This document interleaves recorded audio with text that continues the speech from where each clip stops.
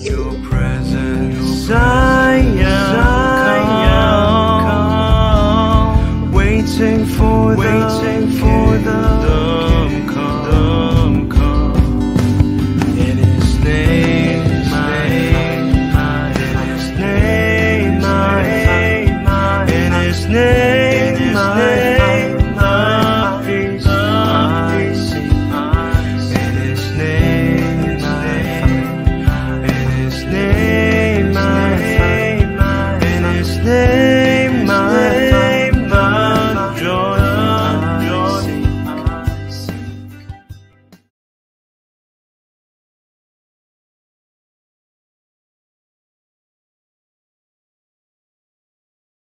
Selamat pagi semuanya, Bapak Ibu yang terkasih di dalam Tuhan Yesus. Hari ini kita kembali berkumpul di Zoom Sema Adonai. Kita akan membawa renungan pagi bersama-sama.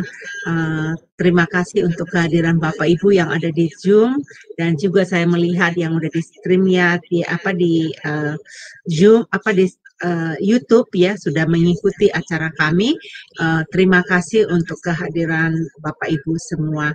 Bapak Ibu, mari kita dalam doa ya. Saya akan memimpin. Mari Bapak Ibu. Bapa, kami datang kepadamu untuk mengucap syukur dan berterima kasih. Betapa baik dan betapa agung dan mulia kasih-Mu ya Bapa. Bapa, kami sangat beruntung memiliki Allah yang peduli akan kehidupan kami. Kami dipanggil dari dunia yang fana. Kami dibawa masuk ke dalam perencanaan Tuhan untuk mendapatkan kehidupan yang kekal. Ajar kami untuk mengucap syukur. Ajar kami untuk setia. Ajar kami Bapa untuk hidup benar selalu. Agar kami mengerti bahwa kami hidup ini untuk menjadi saksi dan terang dan garam-Mu di dunia ini. Bapa, renungan pagi di Sema Adonai, kami percaya akan menumbuhkan spiritual kami ya Bapa. Kami membutuhkan Engkau lebih dari yang sebelumnya ya Bapa, untuk menuntun kami, untuk membawa kami masuk di dalam perencanaan-Mu. Bapa, saat ini kami mau berdoa meminta urapan-Mu secara khusus kepada hamba-Mu, Bapak Pendeta Dedi Kurniawan ya Bapak, untuk supaya apa yang telah Engkau taruh di dalam hatinya itu akan berbicara kepada kami ya Bapak. Bapak, tidak ada yang mustahil bagi Engkau ya Bapak. Sebab bagimu Tuhan rencanamu pasti terkabul. Dan kami tahu Bapak saat ini apa yang Engkau berikan kepada kami, bahwa firman Tuhan dengan tema ya Bapa, setia dalam gereja lokal. Pasti ada berkat khusus bagi kami ya Bapa. Mari Bapa, jamah kami setiap pribadi masing-masing, agar kami mudah dibentuk, kami memiliki hati yang lembut, supaya kami mudah diarahkan. Kami percaya Bapa, ujian penyembahan kami nanti juga menjadi rupa yang harum, supaya dapat menyenangkan hati-Mu. Semua kami diberkati di dalam nama Tuhan Yesus kami berdoa. Haleluya. Amin. Bapak Ibu yang terkasih, kita akan masuk di dalam pujian pertama kita yang berjudul Hadirat-Mu Membawa Kesembuhan, yang dinyanyikan oleh Ibu Murni Brandes.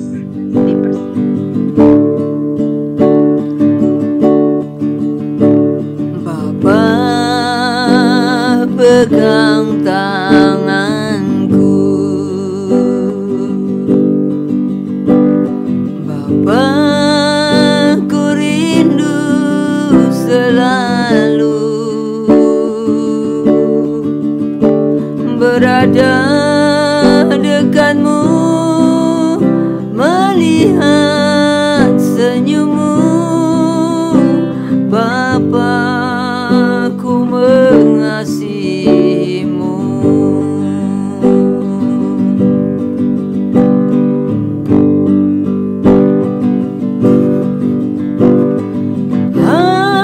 Hadirat-Mu,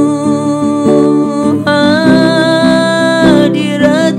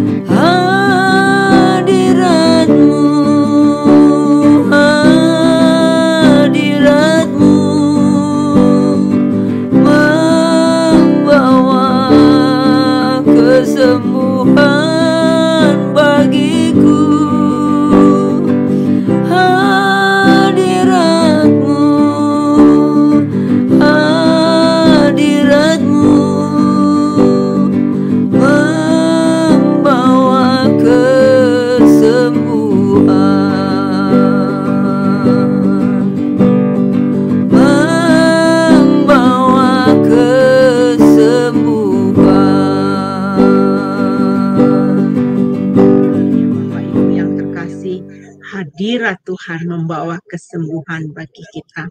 Mari persiapkan hati kita. Kita akan dilayani oleh Bapak Pendeta Dedi Kurniawan. Tema firman Tuhan hari ini sangat-sangat berguna bagi kita, setia dalam gereja lokal. Untuk Pak Dedi, saya persilakan. Ya baik, terima kasih Bu Heni. Shalom Bapak Ibu sekalian di dalam Tuhan. Selamat pagi semua. Pagi ini kita akan sama-sama kembali belajar di dalam menemukan firman Tuhan. Kita akan belajar dengan satu tema yang sudah kita sama-sama di dalam gereja yang sudah hari ini kita sudah lihat ya Bapak Ibu ya di YouTube kita, yaitu setia tertanam dalam gereja lokal Bapak Ibu. Nah, firman Tuhan hari ini adalah bagaimana kita memahami tentang pentingnya seorang jemaat tertanam di dalam gereja. Apa sih makna gereja? Kalau kita berbicara tentang gereja, gereja itu punya pengertian dua. Ya, yang pertama adalah gedungnya. Kalau saudara lihat gedung gereja itu, maka kita akan temukan dalam bahasa Yunani disebut dengan kuriakon. Ya, bangunannya itu adalah kuriakon. Nah, sementara saudara dan saya juga disebut dengan gereja, yaitu disebut dengan eklesia. Ya, jadi eklesia itu adalah gereja yang menuju kepada pribadi setiap anak-anak Tuhan, yaitu saudara begitu. Nah, eklesia itu artinya adalah dipanggil keluar, gitu. Kaleo begitu ya. Jadi saudara dan saya dipanggil keluar untuk apa? Dipanggil keluar untuk menyampaikan Injil keselamatan begitu. Karena ini sesuai dengan konteks di dalam amanat agung. Nah, Bapak Ibu, yang hari ini kita mau pelajari itu adalah beberapa hal yang berkaitan dengan kenapa orang tidak setia tertanam di dalam gereja lokal. Nah, ini adalah permasalahan yang menjadi fenomena hari-hari ini di banyak gereja, yaitu ada banyak orang datang ke gereja seperti tamasya, seperti pergi ke restoran begitu ya, mau makan di menu apa yang mau dimakan hari ini di restoran mana ya, kemudian mereka pergi, mereka makan, setelah itu mereka pulang gitu. Kemudian saudara-saudara lihat, bukan itu saja ya, kita bisa melihat hari ini adanya begitu banyak sekali iklan-iklan yang ditampilkan oleh gereja dengan menampilkan slogan-slogan tertentu, kemudian juga dengan gedung-gedung yang ditata sedemikian rupa, latar belakang panggung yang sedemikian mewah, ruangan yang begitu bagus ya, dengan ornamen-ornamen yang menarik untuk dilihat, dan begitu banyak saudaraku. Jadi kalau kita bisa melihat hari ini, gereja akhirnya keluar tidak menjadi satu tempat ibadah yang betul-betul di sana menggambarkan satu situasi atau keadaan yang berkaitan dengan hal-hal yang spiritual yang ditonjolkan begitu. Misalkan ya di dalam gereja itu ada salibnya, begitu. Tapi tidak semua gedung gereja saya melihat hari ini itu ada salibnya. Jarang sekali saya lihat. Ya, khususnya buat gereja-gereja yang punya ruangan yang besar begitu. Kalaupun ada, hanya salib kecil yang ada di mimbar. Begitu. Nah, sementara kita bisa melihat gereja-gereja yang masih dalam bangunan utamanya begitu ya, menampilkan ornamen-ornamen yang menjelaskan tentang simbol-simbol kekristenan. Ya, itu masih banyak yang menonjolkan itu gitu ya. Kita bisa melihat gereja-gereja beraliran Protestan, Katolik dan seterusnya. Di dalam ruangan gedung gereja itu mereka menampilkan itu. Nah, Bapak Ibu saudara kasih Tuhan ya, memang ketika orang pergi ke gereja itu adalah hak asasi mereka gitu. Hak asasinya artinya apa? Ketika mereka mau datang ke gereja manapun, itulah hak dia untuk memilih. Namun kembali kepada pemahaman Alkitab bahwa gereja itu adalah sebuah persekutuan, ya, tempat di mana orang datang ke sana adalah untuk membangun hubungan pribadi dia dengan Tuhan dan membangun satu komunitas begitu. Nah, tapi kalau kita bisa melihat sekarang, ternyata banyak sekali orang datang ke gereja itu hanya sebagai pengunjung, tidak tertanam dan tidak membentuk sebuah komunitas yang disebut dengan keluarga ya, gitu ya. Sehingga itu tadi. Nah, inilah problem-problem yang sekarang terjadi di banyak gereja, saudara. Sehingga ada banyak orang sebenarnya ditanya, kamu gereja mana? Saya gereja X misalnya. Oke, ke gereja X. Tapi kan tidak terdaftar sebagai jemaat daripada gereja X. Ini yang maksud dengan pengunjung ya, saudara ya. Nah, Bapak Ibu saudara kasih Tuhan, ada hambatan-hambatan ketika kita berbicara tentang kenapa orang tidak tertanam di dalam gereja lokal. Ya, hambatannya itu selalu ada. ya di setiap gereja. Nah, kita akan melihat beberapa contoh sebenarnya yang terjadi ketika orang enggan untuk tertanam di dalam gereja lokal. Yang pertama kita bisa melihat faktor internal. Faktor internal itu adalah faktor yang ada di dalam gereja itu sendiri.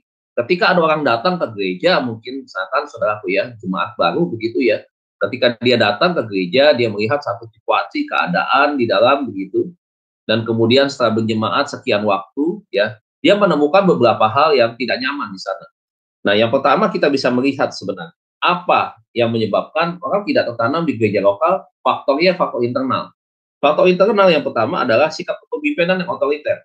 Ya, gembalanya otoriter begitu. Gembalanya tidak fleksibel, tidak luas, tidak kaku banget begitu ya, sehingga itu tadi setiap keputusan yang diambil begitu ya, semuanya terkesan kaku begitu, terkesan satu pendapat. Nah, ini menyebabkan orang tidak nyaman pada di gereja tersebut. Kemudian adanya banyak sandiwara di dalam gereja ya, sehingga orang melihat, aduh ini nggak bisa jadi contoh, jadi figur teladan bagaimana begitu kan, antara pelayanannya dengan kehidupannya berbeda begitu. Yang ketiga, saudara, adanya konflik berkepanjangan. Ya, konflik di dalam gereja itu seringkali terjadi, saudaraku ya. Bahkan tim pengembalaan itu bisa konflik.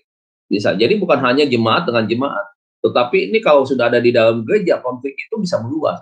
Konfliknya itu bisa saja dari bawah ke atas, ya.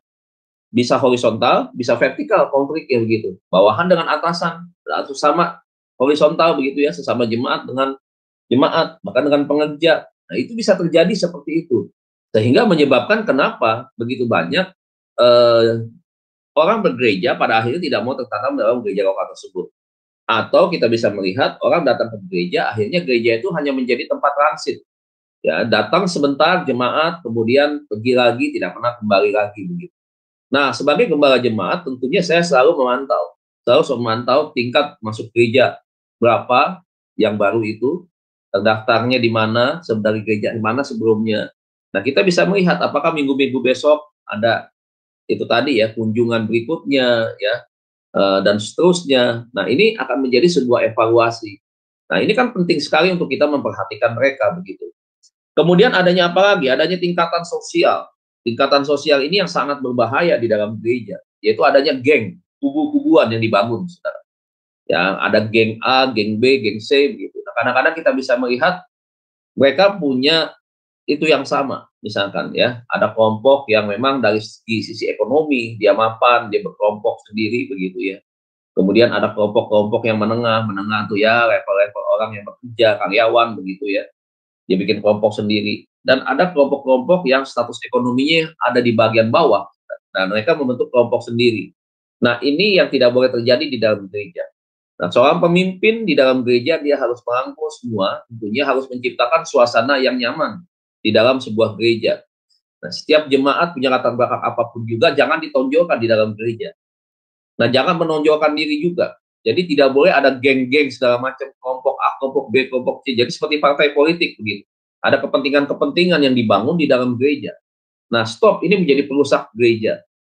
Nah, kita harus kembali bahwa ketika siapapun yang ada di dalam satu gereja, sama-sama ibadah di sana, terdaftar sebagai anggota keluarga gereja, kita harus bersatu. Kita harus unity. Kita harus solid di dalam sebuah keunitian di dalam keluarga Tuhan begitu ya. Keluarga di mana di gereja itu kita membangun hubungan sesama pribadi. Jadi nggak boleh itu ada jurang pemisah atau sengaja hal-hal yang bisa memisahkan antara satu dengan yang lainnya. Kemudian kita bisa melihat gereja yang berorientasi, pengajarannya selalu berbicara tentang uang, selalu berbicara tentang berkat jasmani. Nggak pernah gereja ini mengajarkan tentang bagaimana caranya hidup kudus, bagaimana caranya menginjil begitu, bagaimana caranya menyelamatkan, kita menjadi tim SAR, ya, jadi ambasador, duta-dutanya Tuhan untuk kita bisa membawa orang kepada Kristus. Nggak pernah. Ini selalu berbicara tentang hal-hal yang lahiriah, hal-hal yang jasmaniah gitu. Ya, bicara soal uang, bicara soal prestasi, kenaikan pangkat, usaha yang diperluas dan seterusnya. Nah, kalau gereja ini setiap minggu berbicara soal hal-hal yang lahiriah, maka gereja itu bukan lagi menjadi gereja. Kenapa? Karena ketika kita ada di dalam gereja, yang kita dengar, ya, yang kita tangkap pesan firman Tuhan itu adalah yang berkaitan dengan sisi keimanan, sisi kerohanian, bukan hal-hal yang lahiriah. Nah, banyak gereja-gereja yang akhirnya mereka selalu berbicara tentang itu, menjanjikan kata-kata manis kepada jemaat, berbicara kalau kamu menabur sekian, kamu akan menuai sekian, dan seterusnya.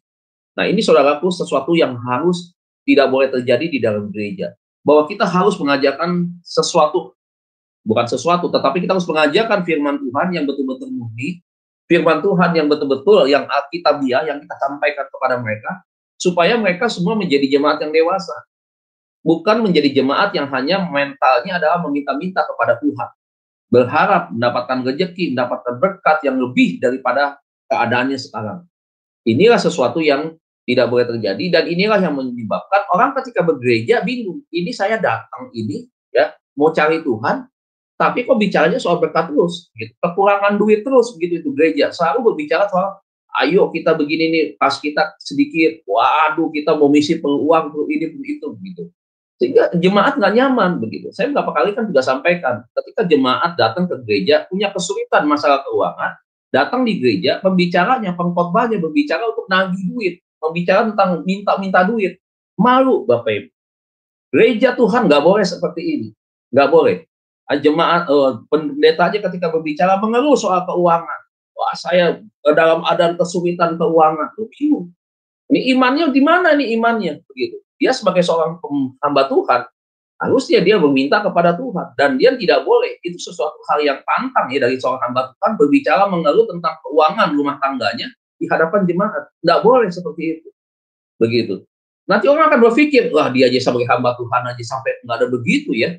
Apalagi kita nanti, dia akan membandingkan dengan dirinya dia. Begitu. Sehingga kalau gereja yang modelnya seperti ini, jangan berharap jemaat itu bisa bertumbuh dengan baik. Nah, tidak heran kalau akhirnya begitu banyak jemaat yang akhirnya tinggalkan gereja itu. Jadi mari kita ajarkan kepada jemaat bagaimana caranya kita mempertahankan supaya kita bisa hidup kudus, hidup tenang di hadapan Tuhan, menjaga keselamatan kita, jangan sampai kita kehilangan keselamatan. Harusnya seperti itu. Karena itulah panggilan gereja, pengajaran gereja yang sesungguhnya. Jadi bukan hal-hal yang bersifat materi, bukan. Nah, saya berpikir bahwa kalau ini seperti itu, ini bukan lagi menjadi sebuah gereja, begitu ya Bapak Ibu ya. Nah yang kedua, faktor eksternal itu ada. Faktor eksternal yang kedua itu apa? Kenapa orang tidak setia di dalam gereja lokal? Yang pertama, ya di dalam faktor eksternal itu karena ada persaingan gereja. Saudara, hari ini kita bisa melihat bahwa hasil penginjilan dibandingkan dengan hasil perpindahan jemaat dari satu gereja ke gereja lain, itu jauh lebih besar. Jemaat pindah gereja, putar-putar gereja. Ya, jadi misalkan di satu kota misalkan, anggaplah di kota saya nih misalkan ya, ada sekian gereja begitu. Saudara bisa lihat ada gereja yang penuh banyak jemaatnya, ya. Tapi di satu sisi ada gereja yang gerejanya menurun jemaatnya. Bahkan ada satu gereja yang habis jemaatnya tinggal beberapa puluh orang saja. Kemana itu? Ya, karena persaingan, kesedot, begitu. Sedot karena persaingan, sehingga akhirnya itu tadi. Ada kesan tarik-menarik antara satu gereja dengan gereja yang lain. Begitu. Nah, itu tadi seperti iklan. Ya. Waduh, dibikin bagus ini, itu, dan seterusnya. Begitu. Nah, kita harus kembali merenungkan bahwa gereja Tuhan yang sehat adalah gereja yang bukan hasil mengambil jemaat dari gereja lain. Jangan merebut jemaat gereja lain. Gitu. Ya, saya berulang kali selalu dengan tim bilang, jangan pernah kita hati-hati ketika kita mendatangi jemaat, mendoakan karena kita kenal, tapi jemaat dari gereja lain. Kalau sudah level-level maaf, seperti saya nih Bapak Ibu, itu kecurigaan antara satu gembala dengan gembala lain itu tinggi sekali, saudara. Beberapa kali saya lihat ada nggak tegur sapa pendeta sama pendeta karena urusan jemaat. Jemaatnya pindah ke sana, pengerjanya pindah ke gereja sana. Kalau sidang MD kita nggak ketemu nih, nggak pernah Bapak Ibu bisa tegur sapa. Karena itu tadi, menyimpan sakit hati di dalam. Saudara jangan pikir pendeta nggak bisa sakit hati. Urusan jemaat bisa seperti itu. Nah, makanya saya selalu hati-hati ketika kita mengunjungi orang yang sesama anak Tuhan begitu ya, kita datang untuk doakan dan sebagainya, tidak ada embel-embel. Kalaupun bisa saya lapor duluan. Kalau saya kenal gembalanya begitu ya, mohon izin begitu, tidak ada maksud apa-apa. Sebab kalau nanti kita datang ke jemaat orang, saudara, nanti ada image yang negatif, kesannya kita akan merebut jemaat orang. Padahal saya tidak mau seperti itu. Begitu. Sasaran gereja kami adalah satu, orang yang sudah tidak lagi bergereja karena kepahitan, luka batin. Itu yang kita paranin, kita samperin tuh saudara. Ya, kita datangin, kita cari itu mereka. Mereka sama sekali sudah tidak bergereja, daripada tidak ke gereja X, juga tidak dikunjungi oleh gereja X, dan dia hidup di dalam luka batinnya seperti itu, benci dengan kekristenan, sudah anti dengan gereja, maka ini yang menjadi PR kita. Nah, itulah yang kita kunjungi.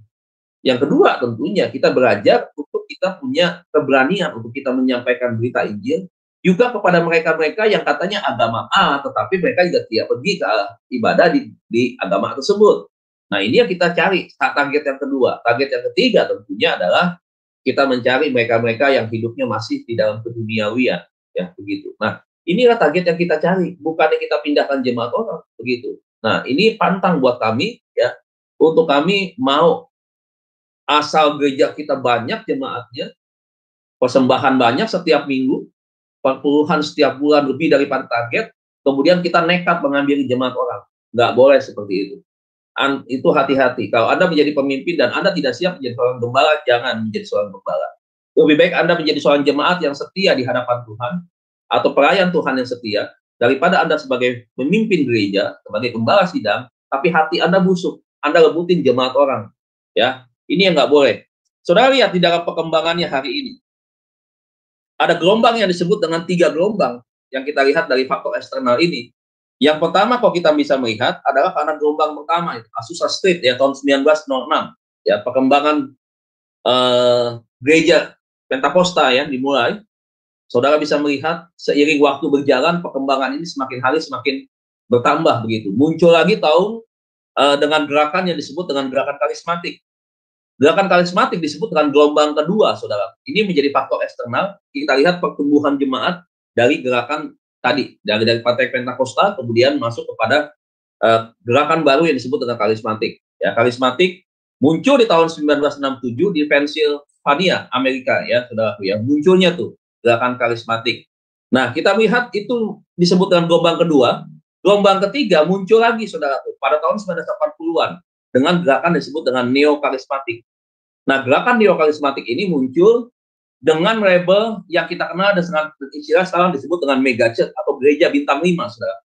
Nah, kelompok-kelompok ini akhirnya membangun gereja-gereja besar ya dengan berbagai macam itu tadi ya, tata ibadahnya, liturginya yang memang berbeda tentunya. Kenapa saya katakan berbeda? Kita bisa melihat ya, gereja-gereja bintang 5 tentunya kapasitasnya besar, di gedung-gedung yang besar begitu ya, dengan panggung yang besar, alat musik sound system yang begitu luar biasa, kemudian tata kursinya juga bisa berdiri sendiri tuh. Kalau orang berdiri dia bisa berdiri sendiri. Nah, kita juga bisa melihat di dalam gerakan neokarismatik munculnya gereja yang disebut dengan gereja entertainment. Nah, gereja entertainment. Nah, apa yang dimaksud dengan gereja entertainment? Kita bisa melihat peluang. Kalau saudara lihat orang datang ke gereja itu seperti nonton konser. Nah, ini membuat jemaat tuh nyaman sekarang.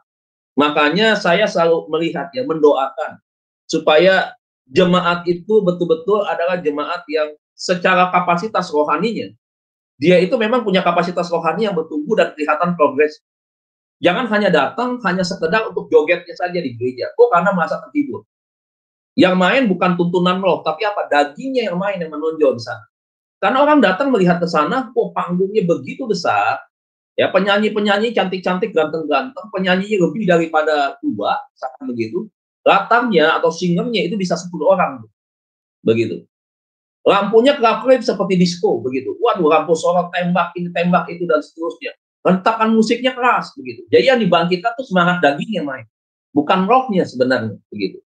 Nah, inilah yang saya bisa melihat bahwa gereja-gereja yang model seperti ini itu semakin berkembang, ya. Ke depan itu semakin begitu banyak sekali. Bahkan saya bisa melihat ada gereja-gereja yang di bawah, yang level bawah, maksudnya gereja tidak besar juga seperti itu. Harus pasang lampu tembak seperti diskotik begitu ya. Jujur ya Bapak Ibu ya, saya nggak nyaman dengan situasi seperti ini. Gitu. Walaupun saya beberapa kali saya datang khotbah di gereja yang modelnya seperti itu. Secara tugas pelayanan, saya menyampaikan firman Tuhan itu harus saya berapi-api dan harus saya berbicara tentang Kristus. Tapi ketika ada di dalam suasana pujian seperti itu, sebenarnya hati kecil saya itu tidak nyaman. Bukan karena lagunya tidak nyaman, bukan karena itunya tadi. Karena suasananya itu tidak seperti di dalam gereja. Bagaimana mereka bisa lompat-lompat menjingkak, tidak rupanya seperti nonton konser. Saya tidak anti dengan hal yang demikian. Tapi jangan lupa bahwa makna daripada gereja itu tidak boleh hilang. Esensinya nggak boleh hilang. Begitu. Nah, ini kan yang digandrungin, saudara. Wah, digandrungin banget. Kalau ibadah tuh jadi gelap. Begitu. Waduh, cuman di bagian latar aja tuh yang agak terang begitu. Memang bisa lihat, bisa buka Alkitab begitu. Tapi suasananya tidak seperti gereja-gereja yang ya kita bisa bandingkan dengan gereja-gereja Katolik, gereja-gereja Kristen Protestan yang memang serba terang, yang memang musiknya adalah musik-musik yang begitu, yang memang dari sejak awal ya Bapak Ibu ya.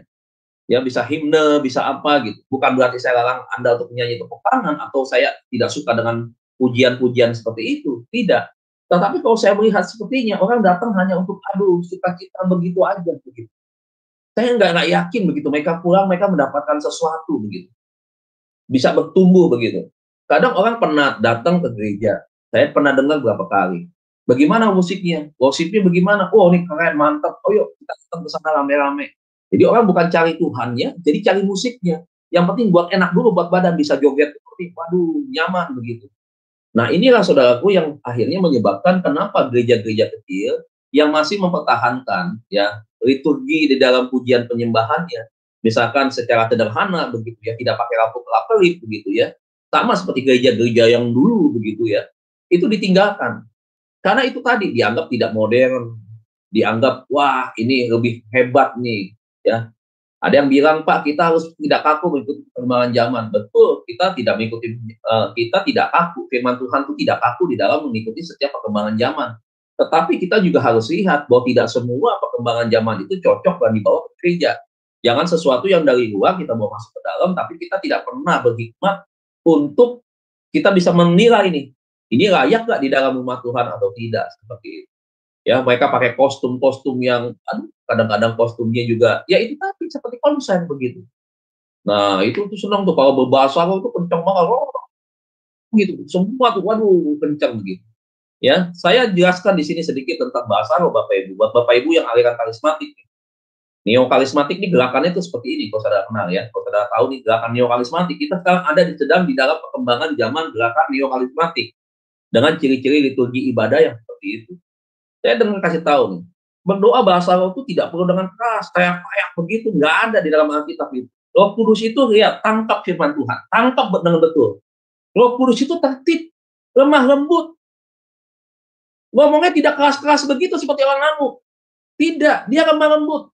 Tanpa musik pun kita bisa berbahasa roh Bapak Ibu. Jangan pikir kita harus bisa keluar bahasa roh dengan musik dulu. Ini pemahaman yang salah yang tidak alkitabiah. Jadi kalau saudara mau datang menyembah kepada Tuhan, saudara tidak perlu berbahasa roh, saudara bermazmur pun Tuhan berkenan. Jadi jangan anggap bahwa setiap penyembahan harus berbahasa roh nih. Jadi harus dipaksakan harus keluar bahasa roh. Nah, ketika berbahasa roh, jemaat mengatakan saya adalah jemaat yang bertumbuh. Saya adalah jemaat yang sudah dewasa iman. Bukan tolak ukurnya bahasa roh, bukan. Tolong dimengerti nih, gerakan neokarismatik jangan jadi pengusap daripada hakikat ibadah Kristen yang sesungguhnya. Begitu. Ya, dari tata cara ibadahnya yang juga menyimpang begitu. Ya, jangan seperti itu. Kita harus kembali kepada prinsip, kepada Alkitab. Kenali bahwa Kudus itu tertib, lemah lembut. Dia tidak bikin rusuh begitu dalam pengertian itu tadi. Ya, harus teriak-teriak kencang dan seterusnya. Nah, ketika ada di dalam gereja yang suasananya seperti itu, di dalam neokarismatik itu, saudara, waduh. Dan puji Tuhan hal ini nih Bapak Ibu nih, mereka tuh berkembang. Loh kok Pak, puji Tuhan Pak? Ya karena itu tadi. Jemaat datang bukan untuk cari Tuhan sebenarnya, cari musiknya, cari worship leadernya. Orang mengidolakan worship leadernya, wah ini keren nih worship leadernya. Wah, kita harus datang lagi nih, mengidolakannya worship leadernya ke sana, mengidolakannya pendetanya di sana. Wah itu repot, ya repot. Kemudian apa lagi? Gereja yang memberikan materi, iming-iming dengan sembako dan seterusnya. Kenapa akhirnya membuat jemaat tidak tertanam di dalam gereja lokalnya? Karena ada satu gereja yang mampu yang memberikan sembako. Menarik jemaat lain dengan cara memberikan sembako. Kalau you datang ke gereja kami, you ibadah 2 jam, you bisa ambil nih, bisa tembus sembako. Bisa 5 kilo, bisa lebih dari 6 kilo dengan hanya kita 5.000 misalkan begitu. Nah, coba kalau saudara lihat. Jemaat-jemaat di pinggir akhirnya pergi ke gereja tersebut. Ini fakta yang nyata nih Bapak Ibu ya. Ketika seorang gembala nangis, hancur-hancuran, hancur hati dia. Begitu, dia cerita, Pak, pengalaman kami, bukan pengalaman. Ya, perjalanan kami membangun gereja ini puluhan tahun, Pak. Susah payah kami bangun, kepala jadi kaki, kaki jadi kepala. Betapa berdarah-darahnya kami mulai melayani. Mulai dari tempat yang bilik begitu, sampai kami membangun bukan tempat yang mewah sampai hari ini. Kami jemaat dari berapa orang sampai ada jemaat, tiba-tiba ada gereja masuk, menyiapkan angkot begitu ya, masuk ke daerah-daerah yang sudah ada gerejanya, menjemput jemaat-jemaat gereja kecil tersebut, membawa ke gerejanya, kemudian memberikan paket sembako begitu. Saudara, layakkah menjadi sebuah gereja seperti ini? Kalau dia punya jemaat dalam kuantitas yang begitu banyak, tetapi jemaat nyolong semua, berhentilah menjadi pencuri. Jangan ambil jemaat dari gereja lain. Hargai itu. Hargai perjuangannya. Anda seorang gembala, Anda seorang pemimpin, Anda juga harus menghargai perjuangan dari sahabat Anda dengan profesi yang sama. Bahwa jemaat ini milik Tuhan. Nggak boleh sisi merampok jemaat, saudara. Nggak boleh. Ini menyebabkan kenapa itu tadi. Banyak orang akhirnya dilatih keluar daripada hakikat gereja, panggilannya seutuhnya. Orang datang ke gereja tersebut untuk hanya apa? Hanya cari sembakonya, bukan hanya untuk cari Tuhan begitu. Nah, ini repot, tinggalkan gereja lamanya, pergi ke gereja yang lain yang besar itu, yang keuangannya hebat, tetapi akhirnya hanya untuk cari sembakonya. Nah, ini yang nggak boleh terjadi, ya. Saya berharap janganlah seperti itu. Kalau betul Anda melakukan sebuah program diakonia, membantu gereja-gereja yang kecil, Anda nggak pernah selalu suruh jemaat dari gereja kecil itu datang ke gereja Anda, ibadah di gereja Anda. Setelah ibadah itu, mereka harus bayar 5.000, baru mereka pulang, diantar lagi pakai angkot yang Anda siapkan, ya. Kemudian tiap minggu begitu. Tidak, yang benar adalah sekarang kalau Anda menjadi gereja yang menjadi berkat, harusnya untuk gereja-gereja kecil, Anda sedang melakukan diakonia, maka gereja yang besar ini harus mendata gereja-gereja kecil berapa jumlah jemaatnya. Setiap hari Minggu atau hari Sabtu, antar itu sembakonya ke gereja tersebut tanpa disuruh jemaat mereka itu tinggalkan gereja mereka dan pergi ke gerejamu. Ini yang benar. Ini yang benar. Jadi, nggak boleh kita seperti itu. Kesalahan ada pada pemimpin, bukan kepada jemaat. Kenapa jemaat hari ini tidak tertanam gereja lokal? Kenapa ada banyak gereja hari ini tutup? Karena itu tadi, kalah di dalam persaingan, kalah di dalam kompetisi. Ya, orang yang tidak punya uang, lawan yang punya uang, ya kalah, saudara. Dan hebatnya hari ini saya bisa melihat ada beberapa jemaat yang setia tidak teriming-iming oleh sembako, oleh hal-hal yang lain begitu, bahkan sampai kemegahan gedung, kenyamanan kursi, bahkan sampai semua alat-alat musiknya, bahkan sampai semua pelayan-pelayan musiknya yang tidak tertarik sampai hari ini. Saya beri respek kepada Anda, jemaat yang hebat ini. Anda harus setia kepada gembala Anda. Apapun kondisi gereja Anda jangan tinggalkan gereja Anda. Sekecil apapun gereja Anda, tidak terkenal pun gembala sidang Anda, ketika Anda tetap setia di hadapan Tuhan, ini baru keren, 2 jempol buat Anda. Ini yang benar. Saudara jangan tinggalkan gereja Anda. Jangan saudara tinggalkan gereja Anda karena pendetanya hebat, Pak, sering muncul di TV, Pak. Wah, hebat, Pak, dia, Pak. Waduh, begini, begitu. Waduh, Pak, ini gereja hebat banget begitu. Ya, itu pokoknya kalau kita datang ke sana, Pak, kita rasa merinding-merinding. Lu mau cari Tuhan, mau cari merinding-merindingnya? Apakah merinding itu bukti bahwa itu tanda Anda dijamah Roh Kudus? Sejak kapan di Alkitab dikatakan merinding adalah tanda bukti Anda menerima kepenuhan Roh Kudus? Dari mana? Jemaat, logikamu harus main. Hatimu harus main, ya. Imanmu harus kau tunjukkan dengan baik. Begitu. Hal-hal yang salah, saudara jangan sepelekan begitu, ya. Jadi inilah penyebab kenapa orang tidak bisa bertumbuh. Faktor internal, faktor eksternal itu begitu kuat. Ya, jadi kita bisa melihat hari ini karena itu tadi akhirnya seorang tidak pernah bisa bertumbuh di dalam sebuah komunitas gerejanya. Ini sangat menyedihkan dan saya tidak mau, saudaraku, ya, gereja akhirnya menjadi pemecah belah. Bukannya gereja menjaring nih jiwa-jiwa yang di luar masih terlalu amat sangat banyak. Perbandingannya jauh banyak sekali begitu. Tapi kenapa kita masih ributkan aja? Kita masih punya target untuk kita mengambil orang dari jemaat lain, dari gereja lain, jemaat begitu. Mempengaruhi, memprovokasinya dari aliran gereja lain. Udah ngapain ke gereja yang nggak tepuk tangan? Pergi dong ke kita dong, tanda sukacita harus bertepuk tangan. Hargain, Pak, Bu. Ada orang datang ke gereja yang tidak tepuk tangan, itu pun dia sedang melayani Tuhan. Nggak usah katakan sinode kita hebat, gereja kita hebat, karena itu tadi kita punya alat musik yang hebat. WL kita cantik-cantik, ganteng-ganteng, kalau nyanyi kita tepuk tangan sukacita sampai jingkrak-jingkrakan begitu, sampai lupa diri begitu. Kemudian kita anggap hebat, kemudian kita salahkan mereka gereja yang tidak tepuk tangan. Enggak gitu, enggak gitu. Dan buat Anda hari ini ketika Anda tertanam di dalam gereja-gereja yang non karismatik, saudara, berjemaatlah, bergerejalah, bertumbuhlah di sana. Saudara tetap ikuti sinode apapun dengan doktrin apapun, ketika saudara nyaman di sana ikuti, saudara bertumbuhlah di sana. Nggak usah saudara nyebrang kepada sinode lain, nggak perlu saudara ikuti doktrin yang memang tidak dianut oleh doktrin Anda. Menghormati harus, tetapi Anda tidak boleh, karena doktrin itu menurut Anda bagus, kemudian Anda tinggalkan gereja itu, padahal Anda di sana bertumbuh, dan ketika Anda pergi ke sana, Anda belum tentu bisa bertumbuh. Kerugian pada diri Anda. Ya, jadi ketika Anda yang hari ini adalah Katolik, ikutlah di dalam iman Anda di dalam Katolik. Anda yang Protestan hari ini, ikutlah yang Protestan. Anda yang Pentakosta, Pentakosta. Anda yang karismatik, ikuti yang karismatik. Anda yang ada di dalam gerakan neokarismatik, ikutilah dengan gerakan neokarismatik. Walaupun saudara punya hati nurani untuk membedakan apa ini gereja atau bukan. Gitu.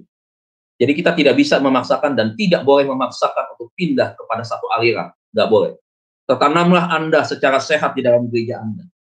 Itu yang harus Anda bukan terima, tetapi yang harus Anda renungkan.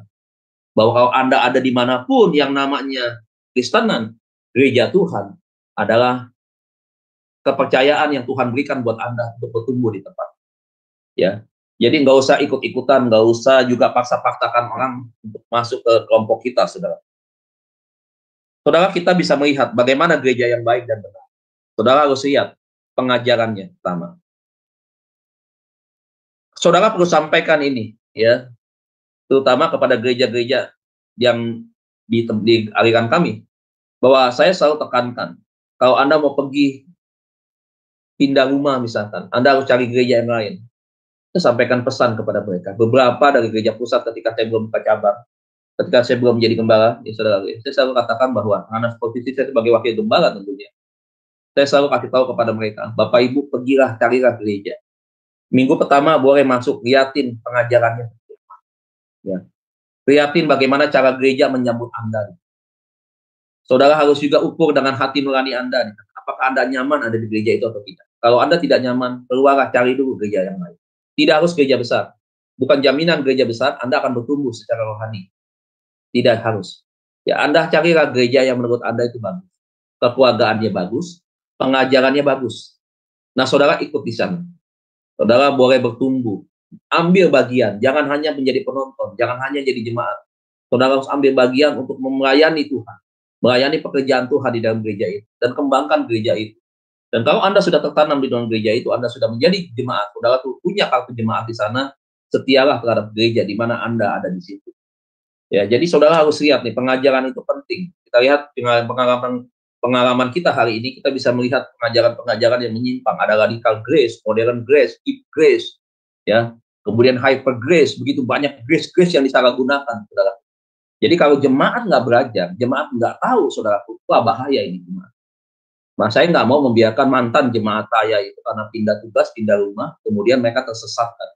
Harus ada pesan-pesan, harus ada nasihat yang harus disampaikan kepada mereka, supaya mereka bisa menjadi jemaat yang benar, di gereja yang benar, bertumbuh dengan benar, dan mereka setia sampai garis akhir. Ya. Kemudian penata layanan yang terbaik, saudara lihat di gereja itu. Penata layanannya baik kan? Ya, dalam penata layanan itu kan gereja kan ada apa? Diakonia, marturia, didaskalia. Saudara lihat ada nggak itu semua? Misinya bagus, ada nggak di sana? Kalau di sana ada, saudara boleh bertumbuh. Itu gereja yang tepat buat Anda. Dan jangan lupa Anda berdoa, minta Tuhan. Tuhan arahkan saya, kemana saya harus bertumbuh? Saya harus berjemaat dan saya melayani Tuhan. Di gereja yang mana? Berdoa sama Tuhan, ya. Pelayanan penginjilannya ada. Ya, kemudian apalagi saudaraku, ya. Persekutuan antara jemaatnya itu bagus. Bukan hanya di dalam gereja, tetapi juga di luar gereja. Ada komsel yang bagus, begitu ya. Dan komselnya hidup di sana, diskusinya bagus, ya. Mereka juga bisa bersaksi di sana. Nah, ini adalah gereja-gereja yang sehat, saudara bisa melihat. Jadi kenali Bapak Ibu, jangan cuma masuk gereja itu karena lebarnya hebat. Ada di gedung mewah, begitu. Ada punya dom sendiri, begitu ya. Saya sih ngomong apa adanya, ini belak-belakan aja. Orang yang suka nutup-nutupi, saudaraku. Ya, urusan suka anda suka dengan saya belakangan. Yang penting saya menyampaikan dulu kebenaran. Gitu. Yang kedelapan, ibadahnya hidup, ya, membangkitkan antusias. ketika Anda beribadah, Anda dengar firman Tuhan ini, Anda merasakan sesuatu yang begitu kuat di dalam diri Anda, sehingga Anda merasakan bahwa iya ya, saya harus bisa begini, begitu, dan Anda berubah di dalam penyampaian firman yang disampaikan. Nah, itu adalah satu gereja yang sehat. Nah, kita nggak belajar tentang ciri-ciri gereja yang sehat, karena memang waktunya, saudaraku, tapi ini adalah beberapa contoh saja daripada ketika Anda ada di dalam satu gereja, Anda entah itu punya sahabat, punya keluarga, atau Anda sedang pindah keluar kota, Anda mencari gereja, kenali ciri-ciri ini, begitu. Ya, saudara. Nah, sekarang saya masuk di dalam inti daripada renungan firman Tuhan pada pagi hari ini, yaitu adalah apa sih keuntungannya ketika kita tertanam di dalam gereja lokal? Keuntungan yang pertama adalah gereja adalah rumah Allah yang pertama. Coba saudara lihat 1 Petrus pasal yang kedua, ayat yang kelima. 1 Petrus pasal 2, ayat yang kelima. 1 Petrus pasal yang kedua, ayat yang kelima. 1 Petrus pasal 2, ayat yang kelima. Demikian firman Tuhan, dan biarlah kamu juga dipergunakan sebagai batu hidup untuk pembangunan suatu rumah rohani. Gereja itu pembangunan, atau gereja itu adalah rumah rohani saudara dan saya. Yang berikutnya dikatakan bagi suatu imamat kudus untuk mempersembahkan persembahan rohani yang karena Yesus Kristus berkenan kepada Allah. Jadi kita bisa melihat, saudaraku, di dalam 1 Petrus pasal 2 ayat 5 ini dikatakan bahwa satu rumah rohani. Nah, gereja itu adalah rumah rohani kita semua, saudara. Tempat di mana kita mendapatkan makanan-makanan rohani di sana. Ya. Tempat di mana kita menjadi imam yang kudus yang melayani Tuhan di sana. Jadi gereja dalam arti bangunan tersebut dengan kuriakon itu adalah tempat atau rumah di mana di sana adalah kita menjadi pelayan-pelayan. Ini yang harus kita pahami, bahwa kita bergereja itu bukan hanya sekadar duduk manis, diam, ya setelah itu pulang. Tidak, tetapi di sana adalah tempat bagaimana kita ditempa, kita diajar. Kita menerima perlindungan rohani di sana, di dalam gereja itu. Kita belajar untuk kita memiliki kesempatan untuk kita melayani. Di mana kita punya kesempatan melayani? Ya di gereja. Saya nih melayani Bapak Ibu ya. Melayani dalam kuriakon, di dalam rumah Tuhan, gereja. Itu saya mulai dari yang paling bawah Bapak Ibu. Jangan pikir saya mentang-mentang sekolah teologi udah langsung pendeta aja. Banyak yang sekolah teologi pun tidak dipendetakan Bapak Ibu. Jangan pernah berpikir bahwa mau jadi pendeta sekolah teologi tidak. Yang tidak sekolah teologi pun kapasitas sekolahnya baik. Imannya bagus, saudaraku, rajin, belajar nih seperti Bapak Ibu Saudara ya. Saudara tidak punya misalkan, mungkin ada yang punya, mungkin ada yang tidak. Tidak punya ijazah STT misalkan. Saudara tidak punya gelar STH MTH, bukan berarti saudaraku kalah dengan mereka yang punya gelar STH MTH. Itu mindset yang salah tuh, ya. Justru yang STH MTH harus belajar dari Bapak Ibu Saudara nih. Mereka kuliah hanya sebulan, ya paling 5 hari kalau yang kelas extension. Saudara belajar seminggu full. Ini kapasitas saudara ini jauh lebih daripada mereka yang STH MTH. Bahkan dari yang doktor teologi sekalipun. Begitu. Bukan berarti kalau saudara pikir saudara tidak punya gelar STH MTH, saudara tidak bisa jadi pendeta. Oh bisa Bapak Ibu, bisa. Lebih pilih mana? Oh yang tidak punya gelar STH. Mereka pertumbuhan imannya bagus begitu ya. Mereka bisa melayani dengan betul-betul punya kualitas begitu dibandingkan yang STH tidak kelihatan kualitas rohani atau kualitas imannya dan tidak punya kapasitas di dalam melayani. Mau dipendetakan yang mana begitu? Apakah ada Pak yang model-model dari STT seperti ini? Ada Bu, Pak, ada yang begitu. Jadi jangan dipikir ketika mendapatkan waduh gelar STH tinggal tunggu pengangkatan jadi kalau di sinode kami dari PDP dulu nggak bisa langsung PDT ya. Di PDP itu 4 tahun ke PDM naik ke PDT itu 4 tahun lagi. Untuk naik jenjang, untuk sampai PDT itu membutuhkan waktu 12 tahun. Karena kita lihat dulu. Kalau saya misalkan melihat mereka ini tidak bisa naik, karena itu tadi ya. Karena saya melihat bahwa, aduh selama 4 tahun masa dia untuk naik jenjang nih. Saya melihat dia tidak banyak perubahan, ya kualitas pertumbuhan rohani cenderung stuck. Tidak mungkin pendeta senior menaikkan dia, begitu. Karena bisa jadi batu sandungan, ya dia akan tinggal kelas, akan tetap di PDP terus gitu. Tapi kalau dia progresnya setiap tahun bagus, nah, oh, dia bisa naik mengikuti aturan tata gereja adalah 4 tahun sekali naik. Jadi bayangkan untuk pendeta saja tunggunya harus 12 tahun di sinode kami. Itu pun kalau naik kelas terus, lolos pendeta. Misalkan kalau saya mengangkat, saya akan lihat dia sudah PDP. Saya lihat dulu di progres pelayanannya. Bagaimana dia pertumbuhan rohaninya bagus gak? Melayaninya betul-betul gak? Lalu saya lihat. Kalau kriteria-kriteria itu tidak ada, nggak akan naik kelas dia. Jangan harap 4 tahun kemudian dia PDM. Ya, dia akan tetap di situ. Begitu. Nah, lihat tuh.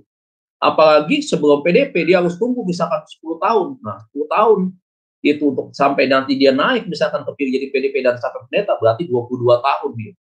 Bayangkan saudara, nggak segampang itu. Tapi saudara lihat, bukan berarti orang yang punya gelar STT, TH, MTH dan seterusnya, MDiv, MMin, DMin dan seterusnya, itu lebih unggul. Belum tentu saudara. Jadi kalau saya Bapak Ibu bukan STT syarat mutlak untuk saya naikkan menjadi PDP. No.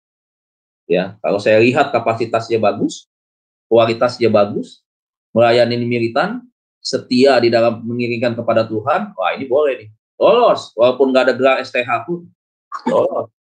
Begitu. Ya. Jadi kita bisa melihat saudara yang pertama, di rumah Allah ada tempat kesempatan kita untuk melayani. Saya dari tingkat yang paling rendah Bapak Ibu. Ya, mulai dari asyir. Jadi asyir apakah tidak ada hambatan? Ada hambatan. Tidak ada tantangan? Ada tantangan Bapak Ibu. Ada. Buat jemaat-jemaat yang status ekonominya lebih tinggi itu punya jabatan di kantor. Waduh, naik mobil juga mobil mewah. Bu, kalau salaman nggak senyum sama kita. Ya karena lu siapa begitu. Lu cuma penjaga pintu doang, penyambut tamu doang. Gitu. Tapi kalau sama pemimpin gereja aja, wah, kita ketawa-tawa. Tantangan tuh saudaraku di gereja seperti itu. Jadi saudara jangan pikir cari gereja ada yang gereja yang sempurna ya. Ini saya mau kasih tahu saudara nih. Sebagai seorang gembala saya sampaikan kepada Bapak Ibu saudara. Saudara akan banyak kecewanya begitu gereja. Jujur saja. Dan saudara pikir kalau saya keluar dari gereja ini saya akan aman. Karena saya akan temukan gereja yang seperti apa yang saya inginkan. Nggak bakalan. Nggak bakalan. Begitu. Jadi saudara akan temukan itu. Bagaimana perlakuan-perlakuan orang terhadap Anda. Menjadi pelayan Tuhan itu betul-betul ujian. Ya. Saudara pikir, Pak, saya bukan jadi pengkhotbah, jadi saya tidak dikritisi oleh jemaat. Iya betul, saudara tidak menjadi pengkhotbah. Anda pikir ketika Anda menjadi penjaga tamu, penjaga, iya itu tadi, Anda penerima tamu atau jadi asyir begitu, apa saudara pikir saudara tidak mendapatkan perlakuan-perlakuan yang tidak mengenakan? Tidak, terima juga saudara. Jadi itu tempat kita belajar, kita ditempa mental kita. Ayo, itu udah pakai jas nih, pakai dasi nih. Kepahitan nggak nih? Kembali kepada diri Anda itu. Kalau dia kepahitan, pindah gereja. Tidak tertanam di dalam gereja lokal. Padahal masalah kecil doang. Coba. Bu, saya mengalami banyak banget, Bu, selama jadi asyir. Dan itu bukan setahun, Bu, saya jadi asyir.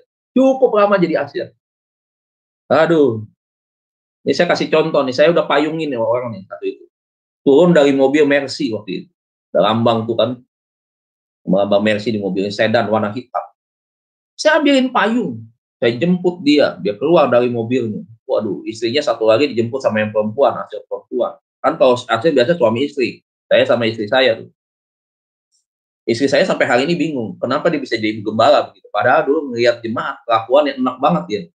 Dia bilang, gue nggak mau ada jadi gembala, apa tuh jadi pendeta begitu.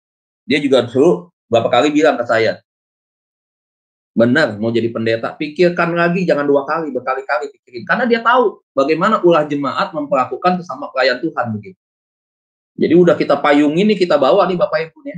Udah nggak kebasan tuh, dia nggak basah. Kita nih cuma basan.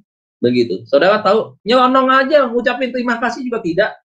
Nah, buat Bapak Ibu yang menyaksikan live ini, yang di Zoom, maupun yang di luar Zoom, ya tolonglah ketika Anda, ya, ketika bergereja, Anda kaya raya, Anda hebat, punya jabatan kedudukan, ketika Anda disambut, dilayani oleh orang gereja yang mungkin ekonominya miskin, Anda tetap harus memberikan penghargaan. Dengan baik. Sebelum nyawa dicabut, ya, sebelum bangkrut, ya, kok kasar Pak ngomongnya Pak? Saya mengingatkan. Karena yang bisa mencabut itu adalah semua adalah bagaimana Tuhan suka atau tidak suka, disenangkan atau tidak disenangkan lewat perbuatan kita. Jadi ada kemungkinan kecenderungan seperti itu. Jadi makanya, ayolah kita hargai orang. Kita hargai mereka. Saya tidak kepahitan, saudara. Hanya saya sedih melihat seperti itu. Katanya Kristen. Kristen itu kan berbicara tentang pengikut Kristus. Kalau kita kembali kepada pengikut Kristus, berarti kan kita meneladani apa yang dikerjakan oleh Tuhan Yesus. Apa yang diteladani kalau caranya seperti itu? Ayo kita belajar, ayo. Ucapkan terima kasih. Kalau kita bisa nunduk, kita nunduk. Memberikan penghormatan. Begitu. Kenapa tidak? Begitu. Dia sudah memberikan sesuatu yang terbaik buat Anda. Begitu. Jadi jangan terkesan angkuh, terkesan sombong. Anda menjadi duri dalam daging, menjadi duri dalam daging kepada orang lain. Anda menjadi duri di dalam gereja. Kenapa? Karena akibat ulah Anda, jemaat tidak betah di sana. Akhirnya jemaat itu tidak tertanam di dalam gereja lokal. Sadar gak kau? Sadar gak sih sebenarnya Anda ini sedang membuat orang tidak betah bergereja gara-gara ulah Anda? Begitu. Nah, ini harus dipahamin. Ya, jadi jangan sombong ketika kita disambut, dilayani dengan baik. Terima kasih. Apalagi yang mayungin kita orang sudah tua. Begitu. Kalau saya rangkul itu orang tua itu. Saya merasa sungkan sekali begitu. Kadang-kadang nih Bapak Ibu ya, saya mau sampaikan begini. Posisi saya sebagai orang yang lebih muda kadang-kadang ketika saya melayani, disambut di gereja Bapak Ibu. Itu yang nganterin minuman, apa itu yang lebih senior dari saya. Saya malu hati Bapak Ibu. Nggak enak banget.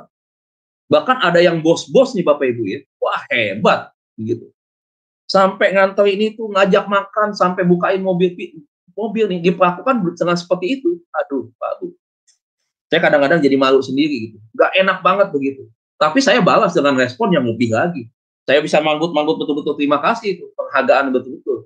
Saya bisa salami dengan dua tangan saya pegang, Pak, terima kasih, Bapak Ibu, terima kasih, diberkati. Bahkan Pak Bu, saya suka berdoa sebelum saya pulang. Ini benar nih, di dalam dunia pelayanan saya harus seperti itu. Tuhan berkati Pak semua pelayanannya. Karena dia bukan hanya sedang melayani Tuhan, tetapi dia sedang melayani juga hamba Tuhan begitu. Jadi apresiasi saya balas dengan doa. Begitu. Nah ini Bapak Ibu, ciptakan suasana yang nyaman ketika orang tanam di dalam satu gereja. Dimulai dari mana? Ya ini kita semua. Jemaat dengan jemaat, hargai, saling menghargai. Sebagai hamba Tuhan juga tidak boleh beda-bedakan. Dan jemaat kau jangan lihat perpuluhannya setiap bulan. Kalau saya nih sebagai gembala, saya nggak perlu tahu. Yang mengembalikan perpuluhan, yang tidak mengembalikan perpuluhan. Ada yang bikin kode-kode tertentu. A1, A2, atau apa, NN berapa semua. Tapi NN berapanya ada di dia namanya. NN9 misalkan. Oh, Bapak Dedi Kurniawan, dia tahu nih. Ini setiap bulan masuk kan nih, NN9 nih. Kalau NN9 nggak masuk, waduh, udah mulai berubah nih tampak gembalanya nih. Ini bukan jadi hamba Tuhan tuh, hamba duit. Bertobatlah kau ada di dalam gereja. Ya, harusnya kau tidak ada di dalam gereja. Kau harus ada di luar gereja itu. Karena kau tidak layak menjadi hamba Tuhan. Begitu. Jadi kau mulai bersikap beda dengan jemaatmu itu. Karena tidak bisa memberikan perpuluhan. Jangan seperti itu. Konyol. Begitu. Ya. Aduh, nggak beres dah. Otakmu nih nggak beres kok seperti ini. Ya, saudara. Nggak boleh. Kita ciptakan suasana yang nyaman. Bersatu bersama-sama. Ayo, ini keluarga. Ini anak-anak kita nih kalau kita gembala sidang. Kita jaga, kita rawat anak-anak kita. Begitu. Jangan cuma lihat perpuluhan setiap bulan. Hari Senin giliran bulan libur kerja aja. Ada di sekretariat. Coba buka catatan. Ini perpuluhan siapa datanya masuk? Lihat. NN9. Oh ada. NN11. Oh nggak ada. Ini siapa NN11? Oh ini nih. Diketandain satu aja. Utang nih membayar. Kau gembala sidang atau jemaat apa? Dekorektor. Ya. Nah itulah. Ya. Jadi Bapak Ibu kita bisa melihat. Gereja adalah rumah Allah. Ya. Memiliki tujuan hidup yang benar. Ya. Jadi kita harus lihat Bapak Ibu.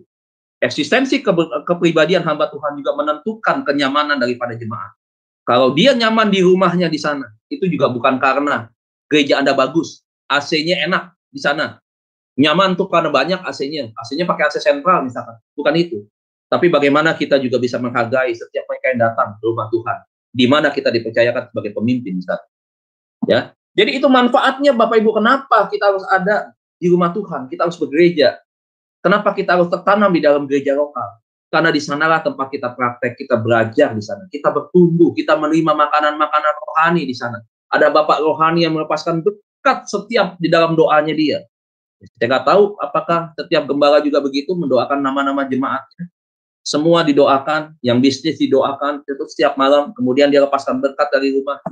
Diberkatilah mereka, keluarganya, rumah tangganya diberkati, hubungan suami istrinya baik, anak-anak yang menjadi anak yang takut akan Tuhan, punya masa depan yang baik. Mereka akan menjadi anak-anak yang sukses di dalam studi mereka, baik pendidikan di dalam maupun di luar negeri. Mereka akan menjadi anak-anak yang dipakai Tuhan, pelayanan mereka semakin dahsyat. Mereka akan menjadi pemimpin, mereka akan menjadi kepala, bukan ekor. Apakah kita doakan itu? Jangan perpuluhannya doang dicabut, diambil. Semangat tuh, begitu. Ngedoainnya mah kagak. Gitu. Ya biar Tuhan yang menilai lah begitu. Hanya saya ngomong bersuara vokal seperti ini adalah untuk kita kembali hakikat. Panggilan utama kita adalah bukan yang itu. Kembali kepada Alkitab, kepada panggilanmu yang benar. Tugas dan peranmu sebagai seorang pemimpin. Ya, jangan curi domba orang, jangan curi jemaat orang. Saudara yang sudah tertanam di dalam gereja lokal, hati Anda harus Anda rapisi, lindungi itu. Jangan punya hati yang baper, punya hati yang mudah kecewa, sehingga Anda gampang banget tinggalin gereja. Tersinggung sedikit, tinggalkan gereja. Padahal Bapak rohanimu, Bapak rohani yang baik. Bapak rohani tidak pernah ingin anaknya pergi meninggalkan dia. Sudah harus pandang, lihat Bapak rohanimu. Jangan kau pandang tuh orang kaya yang kadang-kadang lagunya nyebelin buat Anda. Biarin aja dia sombong dengan kekayaannya. Gak apa-apa, begitu. Tapi Anda harus lihat, saya nggak mau tinggalkan ini. Karena saya mengasihi papa saya, Papa rohani maksudnya. Begitu. Harus saudara begitu. Pilih, ada pilihan. Begitu. Nanti juga lama-lama si kaya ini terpental dari gereja. Kenapa? Dia datang ibadah dengan bawa kesombongan. Nggak layak ibadahnya buat Tuhan. Doakan saja, Tuhan ampuni dia. Hebat kalau saudara lakukan seperti itu. Dia emang bisa, Pak? Pasti bisa. Pasti bisa. Karena hati saudara dimulai dari sesuatu yang positif. Ketika merespon dengan sesuatu yang positif, Anda pun mendoakan bisa yang positif. Begitu. Jadi nggak usah, tinggalkan gereja karena terlalu bapak. Ya. Yang kedua, saudaraku, apa ya keuntungan ketika kita tertanam di gereja lokal? Yang kedua adalah menahan kita dari kemunduran rohani. Menahan kita dari kemunduran rohani. Sering nggak kita mengalami kemunduran rohani? Bisa. Kapan? Waktu hubungan suami istri terganggu, bisa nggak? Bisa. Jadi malas ke gereja? Bisa. Bisa nggak atau sama-sama ke gereja tapi tidak tegur sapa? Bisa. Mundur nggak cara rohani? Mundur. Galatia pasal 6, ayat 1-2. Galatia pasal 6. Galatia pasal 6, ayat 1-2. Galatia 6, ayat 1-2. Saudara-saudara, kalaupun seorang kedapatan melakukan suatu pelanggaran, maka kamu yang rohani. Nah, siapa yang rohani? Kamu. Kita nih yang rohani nih. Ya, kita yang rohani. Harus memimpin orang itu ke dalam jalan yang benar. Bukan sebaliknya, Bapak Ibu. Kita mundur. Kayak tadi, tersinggung. Itu mundur kita, Bapak Ibu. Ya. Di dalam roh yang lemah. Dalam roh lemah lembut. Sambil menjaga dirimu sendiri supaya kamu juga jangan kena pencobaan. Apa yang dikatakan ayat yang kedua? Bertolong-tolonganlah menanggung bebanmu, demikianlah kamu memenuhi hukum Kristus. Ternyata lihat saudaraku, ini keren banget ini ayat. Jadi mengingatkan kepada kita, jangan sampai kita mundur. Begitu. Jangan hal-hal sepele membuat kita akhirnya rohani kita menjadi turun. Nah, kita yang sudah membangun pertumbuhan rohani begitu bagus, begitu tinggi, saudaraku ya. Tetapi ketika ada masa-masa di mana masa-masa kelemahan tersebut terjadi, masa-masa pergumulan berat terjadi, lantas kita meresponi dengan apa? Dengan itu tadi, malas ke gereja, malas ibadah, malas baca firman Tuhan, malas untuk kita menyembah, memuji Tuhan begitu. Wah, kita mundur Bapak Ibu. Mundur banget. Siapa yang rugi? Kita yang rugi. Begitu. Jadi ketika ada Pak Bu, pergumulan-pergumulan tertentu, hal-hal yang bisa membuat kita menjadi lemah, maka apa yang harus kita lakukan? Di sana apa? Supaya kita menjaga diri kita. Ya, dikatakan bahwa supaya kamu jangan kena pencobaan. Ternyata saudaraku, ketika ya ada satu pergumulan yang berat, ketika kita lemah rohani kita mengalami kemunduran dalam rohani kita, ternyata datang pencobaan di sana. Ini kan firman Tuhan bilang begitu. Ketika kita mundur rohani kita atau kita turun nih, ya kapasitas rohani kita mundur, turun, maka di sana akan datang pencobaan. Berarti pada waktu kita bertumbuh di dalam Tuhan, pencobaan itu, dia hanya menjadi penonton, dia posisinya ada di luar. Nah, kalau semakin kita bertumbuh di dalam Tuhan, gak akan mungkin dia bisa datang kepada kita. Menyerang kita apalagi, gak mungkin. Bisa saja itu terjadi, tetapi ketika kita apa? Kita lupa. Datang kepada Tuhan, meminta kekuatan kepada Tuhan. Jadi seringkali Pak Bu, kemunduran rohani itu bisa disebabkan itu karena tadi persoalan yang sebenarnya nggak perlu dibesar-besarkan menjadi besar, di blow up begitu. Ya ada hubungan suami istri, perbedaan-perbedaan itu kan hal yang biasa begitu. Tetapi dijadikan sesuatu yang besar di dalam dirinya begitu. Sengaja dibangkit-bangkitkan, ditunjuk-tunjukkan kemarahannya. Supaya istri tahu begitu, supaya istri minta maaf begitu. Padahal itu sesuatu yang salah. Kenapa? Kita sedang membangun, ya menggali kuburan diri kita sendiri, kita terperosok ke dalamnya, begitu. Nah, sini menyebabkan kenapa ketika kita ada di rumah Tuhan, ya, ketika apapun persoalan yang terjadi, ya, maka Ketika kita setia di dalam menjadi jemaat lokal di dalamnya, maka itu tadi kemunduran-kemunduran rohani, Pak Bu, itu kita bisa atasi dengan baik. Makanya menurut saya, jadilah jemaat betul-betul. Menjadi keluarga. Jangan jadi pengunjung. Kau datang ke gereja jadi pengunjung, sama juga seperti nonton bioskop. Filmnya apa nih? Film menarik. Oh gitu. Pemainnya siapa? Oh pemainnya Tom Cruise misalkan. Oh kita nonton. Sama, orang ke gereja kan begitu. Wah, di mana nih? Oh, yang di gereja ini nih. Pembicaranya siapa? Oh, pembicaranya pendeta yang terkenal yang lucu itu. Oh, ya ke situ. Datang ke situ. Nanti minggu depan lihat lagi nih. Lihat dari iklannya, dari flyernya, ya dari media sosial, lihat siapa yang enak. Oh, pendeta itu pendeta yang korbannya lucu, kemudian bisa mendatangkan kesembuhan. Katanya begitu. Oh, kita ke sini aja, pindah lagi gereja seperti itu. Anda pengunjung bioskop, Bos. Bukan keluarga. Jangan disebut dengan keluarga, komunitas begitu. Anda bukan komunitas karena Anda tidak tertanam di gereja itu. Anda pengunjung liar nih, begitu. Nah, ini harus kita mengerti ya Bapak Ibu ya, bahwa kita dalam gereja harus tertanam dalam gereja lokal. Yang ketiga poinnya adalah memiliki identitas kekristenan. Di gereja ketika Anda berjemaat pertama kali Anda datang, Anda memutuskan, Pak, saya ingin bergabung di gereja Bapak. Maka dia menerima KKJ atau KAJ, kartu anggota jemaat. Ketika dia menerima kartu anggota jemaat atau kartu keluarga jemaat di sana, maka dia dituliskan namanya semua, maka dia hari itu punya identitas. Identitas apa? Dia adalah bagian anak rohani daripada gereja A, misalkan. Seperti di bawah pengembalaan Bapak C, misalkan seperti itu. Nah, maka dia punya identitas. Nah, kalau orang yang pengunjung punya identitas dari mana? Gitu. Nggak ada. Makanya, saudaraku, carilah gereja yang betul-betul Anda bisa bertumbuh. Jangan sekedar hanya Anda untuk fun aja, datang ke gereja hanya enak gitu. Waktu nyanyi lagu tuh, iblis dikalahkan oleh kuasa darahnya, dengan rentakan drum yang begitu mantap, dengan musik yang begitu kencang, wah Anda naik, gaya diskotiknya keluar, mantap tuh, wah ini hebat nih, ini gereja kita cari nih, padahal kedagingan yang main, bukan rohnya, begitu.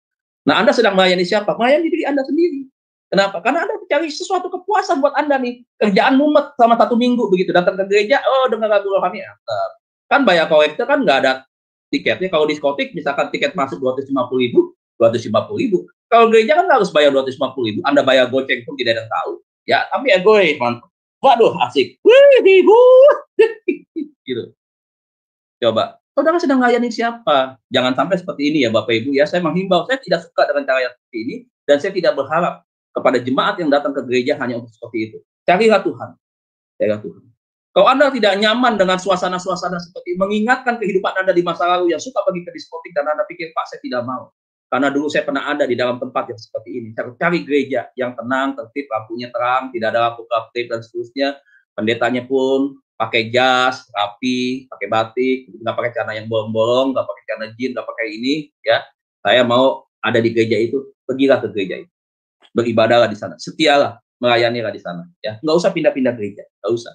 Tuhan nggak pernah suruh kita pindah ke gereja lain. Bapak Ibu ya, ikuti gereja itu. Makanya pilihan harus selektif pada gereja. Apakah kita bisa bertumbuh atau tidak? Jangan cari kebanggaan duniawinya saja. Ketika Anda berjemaat di dalam satu gereja yang besar dengan kapasitas sebagai gereja yang mega church dengan puluhan ribu jemaat atau ribuan jemaat sekali ibadah, bukan itu. Jangan cari itu nih, ya Bapak Ibu ya. Jadi jangan sampai saudara menjadi jemaat yang GKSG.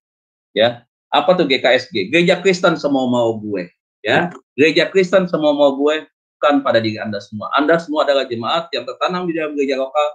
Anda jemaat yang bertumbuh, Anda seorang pelayan Tuhan yang setia, militan di dalam melayani Tuhan, dan saudara akan jadi jemaat yang dipakai Tuhan, menjadi pelayan yang dipakai Tuhan, menjadi berkat di kehidupan orang lain. Tuhan Yesus berkati kita semua. Terima kasih Bapak Ibu, saya kembalikan kepada moderator. Terima kasih banyak Pak Dedi, pesan Tuhan yang luar biasa. Kita dituntut Tuhan untuk menjadi gereja yang sehat ya, gereja yang setia, gereja yang memiliki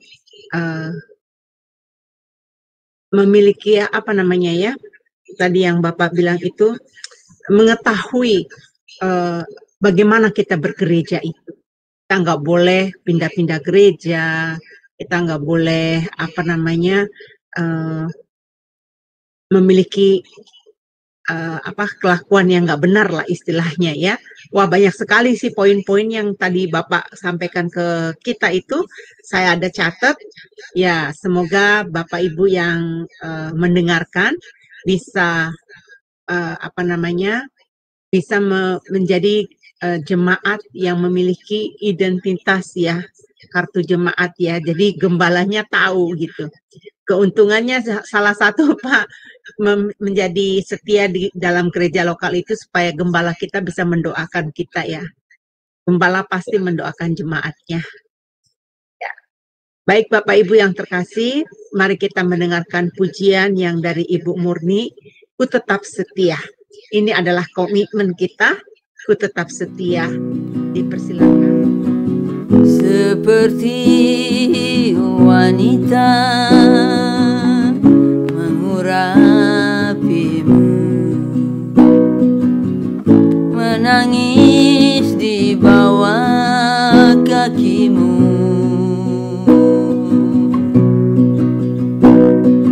Demikian hidupku mau mengasihimu,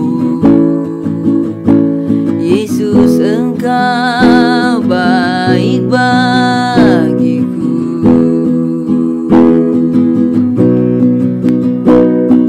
Seperti wanita mengurapimu, menangis di bawah kakimu.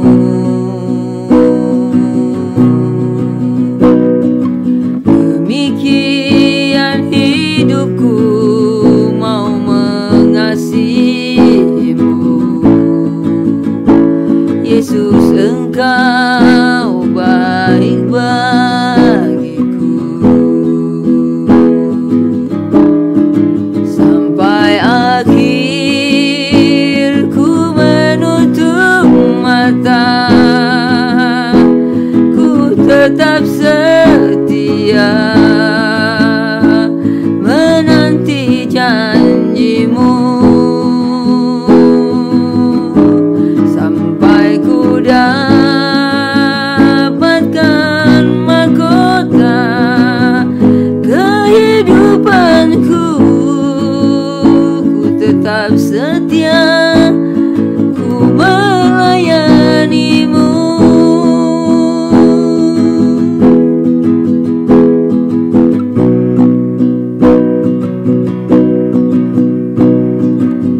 Seperti wanita mengurapimu, menangis di bawah kakimu.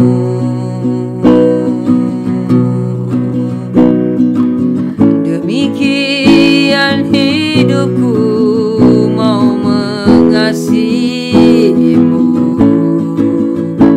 Yesus, Engkau baik bagiku.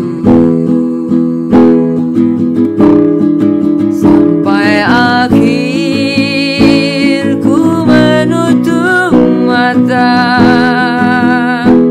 ku tetap setia menanti janjimu, sampai ku dapatkan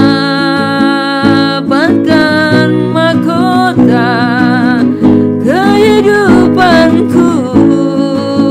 Ku tetap setia, ku melayanimu, sampai akhir ku menutup mata, tetap setia menanti janjimu, sampai ku dapatkan mahkota kehidupanku. Ku tetap setia, ku melayanimu, tetap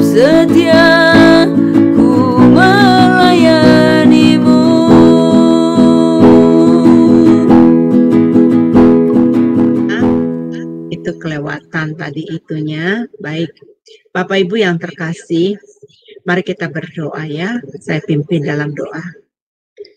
Bapa Surgawi, kami mengucap syukur kalau kami diberikan firman Tuhan hari ini. Kami disuruh agar kami setia kepada gereja. Bapa, kami memohon kepadamu ya Bapa, agar kami dimampukan ya Bapa untuk melihat apa yang Engkau inginkan di dalam kehidupan kami sebagai anak-anak. Gereja Engkau pilih ya Bapa, untuk di mana kami bertumbuh, di mana kami bisa makan makanan rohani. Ya Bapa, kami memohon padamu ya Bapa saat ini, biarlah setiap gereja-gereja yang ada di seluruh dunia ini, Engkau terus memperlengkapi ya Bapa, agar melalui gereja-gereja ini, jemaat-Mu bisa bertumbuh dengan sehat ya Bapa. Tolong Bapa untuk seluruh gembala sidang, para pendeta, hamba-hamba Tuhan, dan evangelis yang melayani di gereja. Tolong berikan mereka hikmat, marifat yang dari Engkau. Perkayakan mereka akan pengetahuan ilahi ya Bapa, agar setiap apa yang mereka sampaikan kepada jemaat, itu yang telah mereka hidupkan. Firman itu telah menjadi rema dalam kehidupan mereka. Bapa, biarlah melalui gereja-gereja ini ya Bapa, sinar kemuliaan-Mu dinyatakan. Biar banyak orang merasakan datang ke rumah Tuhan, mendapatkan perlindungan yang dari Tuhan, mendapatkan kasih setia dari Tuhan, mendapatkan kesempatan kepada mereka ya Bapa untuk diperbaiki. Gereja adalah bengkel Tuhan untuk memperbaiki setiap jiwa-jiwa manusia yang banyak sekali yang harus diperbaiki. Bapa, kami berdoa, berkatilah gereja-gereja dimanapun ya Bapa, agar gereja-gereja memberikan makanan rohani yang sehat. Bahkan untuk jemaat juga saya berdoa ya Tuhan, dimanapun jemaat kudus-Mu Tuhan, sadarkan mereka ya Bapa. Mari Tuhan ajak mereka terus ya Bapa, untuk setia kepada gereja lokal mereka. Bapa, hamba percaya ya Bapa, melalui firman Tuhan hari ini, mengetuk pintu hati kami, untuk kami tahu bersikap di dalam kehidupan kami. Dan kami mau mendoakan setiap gereja-gereja kami, para jemaat, para gembala sidang, pendeta, para penatua, para diaken Tuhan, yang melayani di gereja. Ajar kami Tuhan untuk juga peduli untuk gereja kami ya Bapa. Bapa, terima kasih. Terima kasih untuk Pendeta Dedi yang telah menyampaikan kebenaran firman ini. Dia begitu berani untuk menyatakan kebenaran ini ya Bapa. Bapa, tolong Tuhan urapi hamba-Mu ini Tuhan. Berkati pelayanannya, berkati keluarganya, berkati jemaatnya Tuhan, di mana dia mengembalakan Tuhan. Dan hamba percaya Engkau pakai dia juga sebagai dosen di mana dia mengajar di STT ya Tuhan. Tolong Bapak berkati, berikan kesehatan senantiasa kepada Pak Dedi ya Tuhan, supaya dia bisa melayani Engkau tanpa kekurangan satu apapun. Untuk jemaat kudus yang ada di Zoom Sema Adonai, dan juga yang ada di live streaming yang bersama-sama kami, yang begitu ramai Tuhan menonton acara kami saat ini. Tolong Tuhan berkati mereka. Siapapun mereka Tuhan, hamba percaya ada berkat-berkat khusus yang mengalir kepada mereka juga, sama seperti yang kami alami saat ini. Bapa, terima kasih. Terpuji-pujilah nama-Mu Bapa untuk selama-lamanya, di dalam nama Tuhan Yesus. Haleluya. Amin, amin, amin, amin. Bapak Ibu yang terkasih, saya mau mengumumkan besok hari Kamis renungan pagi yang akan dilayani masih tetap Pak Dedi Kurniawan. Besok temanya adalah mengelola keuangan yang benar. Nah, itu perlu kita dengarkan ya, bagaimana mengelola keuangan yang benar. Dan Bapak Ibu yang terkasih, saya juga mau menyampaikan kalau ada pokok-pokok doa yang ingin ditopang, sampaikan kepada kami dan mungkin bisa di teks ya, supaya kami bisa menopangnya di dalam doa-doa syafaat kami. Baik Bapak Ibu, sebentar kita akan berpisah. Mari kita akan menerima berkat dari Bapak Pendeta Dedi. Silakan Pak. Ya, mari Bapak Ibu angkat kedua tangan kita, terima berkat yang daripada Tuhan. Hamba-hamba Tuhan yang dikasihi dan diberkati Tuhan, hiduplah di dalam kekudusan dan kebenaran, jadilah jemaat yang setia tertanam di dalam gereja lokalmu masing-masing, ambillah dirimu di dalam melayani Tuhan dan melayani pekerjaan Tuhan, dan setialah sampai garis akhir, berikan yang terbaik di dalam hidupmu. Terimalah berkat Allah Bapa kita di sorga, cinta kasih daripada Tuhan kita Yesus Kristus.